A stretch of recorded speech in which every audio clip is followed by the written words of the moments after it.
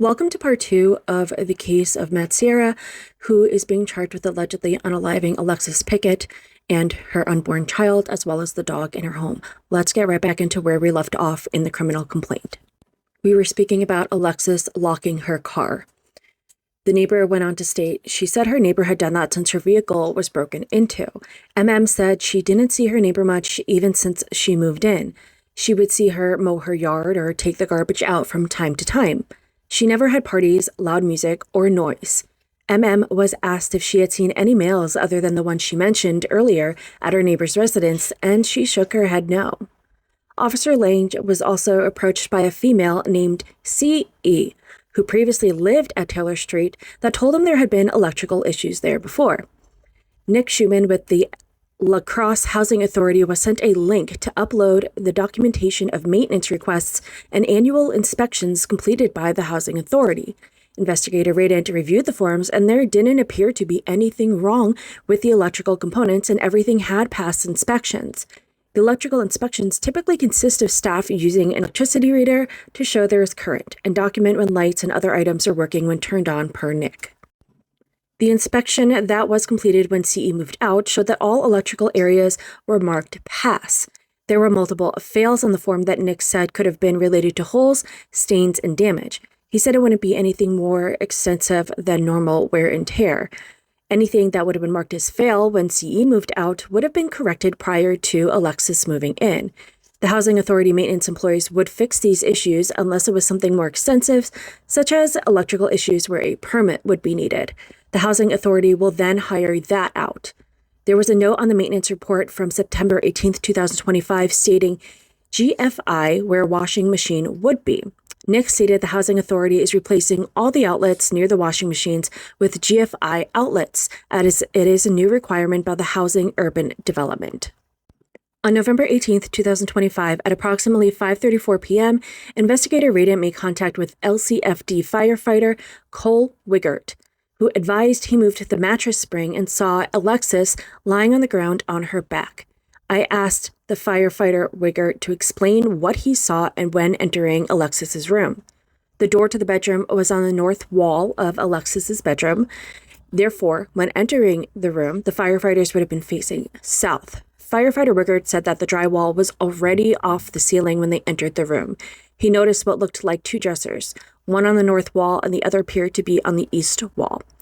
Firefighter Wiggert said that the room was still very hot and he had to have Lieutenant Kramer cool the debris with water as they were trying to move it.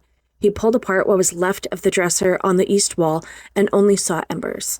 Firefighter Wiggert said that he really wasn't making a dent with the debris and how hot it was, so he tried to lift the mattress spring up so that all the debris on the top of it, which he said a lot of the debris was insulation and drywall from the ceiling. He said he couldn't see a victim lying on the mattress spring prior to moving it. He described the head of the bed/mattress spring to be against the north wall in the room and clarified that the mattress would have ran north and south. He was standing on the southwest corner of the mattress spring and grabbed that corner and lifted it up as he was shaking the debris off. Firefighter Wiggert said that he and Lieutenant John Genazzi saw the victim at the same time, and Lieutenant Genazzi got on the radio to let other firefighters know that there was a victim located. Firefighter Wiggert said when they saw the victim lying on her back and he could only observe her face and left hand, the rest of the body was covered in insulation and debris. Investigator Radant asked firefighter Wiggert if anyone had moved the body, and he said not to his knowledge. He admitted to possibly touching the body when he was trying to remove the insulation and debris from the top and sides of the body. The insulation and debris were being removed due to not knowing if the missing child was next to the victim in the bed, being in a pile of debris. Once the debris was removed, the victim was fully exposed, and a second victim was not located. Firefighter Wiggert was shown the photo of Alexis lying on her back with her front exposed and asked if she was in the same position when the debris was removed, and he said he believed so. Investigator Radant spoke with LCFD Lieutenant John Genazzi after speaking with firefighter Wiggert on the same date at approximately 7:54 p.m. I asked Lieutenant Genazzi, and apologies if I'm mispronouncing this name, what he saw and did when he entered the bedroom. I showed him the same photos that I showed firefighter Wiggert. Lieutenant Genasi said that Lieutenant Kramer was on the hand line and immediately to the left when entering the room from the north wall. Firefighter Riggert was in between Lieutenant Genasi and Lieutenant Kramer for some time, and Lieutenant Genasi said he was moving his way along the west wall. He said he remembered over half of the drywall from the ceiling being down and some plaster still on the west wall.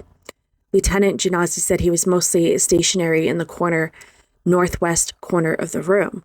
Lieutenant Genasi said that they were sifting through the insulation and it had to be cooled down by Lieutenant Kramer on the hand line. Lieutenant Genasi said that as firefighter Riggert moved the mattress spring, that's when Alexis was visible.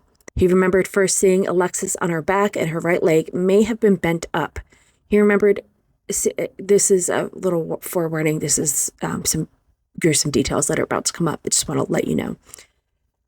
He remembered seeing intestines exposed to the victim. He also saw some skin that was still intact on Alexis, which he thought was more on her side, and he couldn't see her back. Lieutenant Genasi said they had to go back into the room to try and find, quote, the kid. As they were moving debris away from Alexis, he started to see the skin that was still intact towards her side. Lieutenant Genasi said he first noticed Alexis's bone from her leg and followed it up and saw her torso and abdomen the way that it was in the photo. Lieutenant Genasi said that when firefighter Riggert picked up the mattress spring, he was in the center of the room and to the right of Lieutenant Genasi and moved the spring away from him to the south. Lieutenant Genasi said that he didn't notice any large objects fall off the bed. However, when he first entered the room, he did see debris on the bed, being drywall and insulation, which he described as being, quote, thick. Investigator Radin had conversations with DCI agent Nathan Reblin, and he believes the door to Alexis's bedroom was closed during the fire, and the door to the bathroom where the dog was found was also closed due to the damage of the doors and how fire would have burned through the doors. Reblin stated that there was an abundance of smoke and hot gases in the bathroom. The top of the door would have failed first and allowed the gas and smoke to enter and would have continued to go back down within the room. He believes when the barking on the audio/video stops, the dog was likely confined to the bathroom. The dog was in the corner of the bathroom between the toilet and the tub when it was found and obviously couldn't have closed the door itself. Investigator Radin had conversations with the arson investigators, and they stated that given the extensive damage done to the bedroom, it will be highly unlikely to determine exactly where or how the fire started, other than it was in Alexis's bedroom because that room was the only one heavily damaged by fire. They now briefly cover how they identified the deceased. According to the dental identification report authored by odontologists Anne Norlander and Matt Murfield, quote, there's a lot of medical words about to come up, so I'm going to do my best. The antemortem and postmortem data match in sufficient detail to establish that they are from the same individual. In addition, there are no irreconcilable discrepancies. This comprehensive comparison provides conclusive evidence for the positive identification of Alexis Pickett in accordance with definitions approved by the American Board of Forensic Odontology. Now, the next part of this criminal complaint is going to follow up regarding Alexis Pickett and her relationships. Through the investigation, it was learned that Alexis shared a 2-year-old child, who's going by the initials OM in this complaint, with Matthew Sierra. That child had been staying with Alexis's friend, LM. Investigator Westfall interviewed LM on November 13th, 2025 at 12:45 p.m. When asked about the relationship between AP and Matt, LM said, all I know is that they have been off and on and they have been constantly fighting because he found out that she was pregnant with his kid and he didn't want anything to do with it. She indicated Matt had wanted Alexis to have I can't say the A word here, a termination, but Alexis did not want to do that. Matt had also been threatening to take full custody of OM, their first child, if Alexis refused to get this termination. LM also knew that Alexis and Matt had gotten a DNA test on the baby Alexis was currently pregnant with, and it was confirmed that Matt was the father.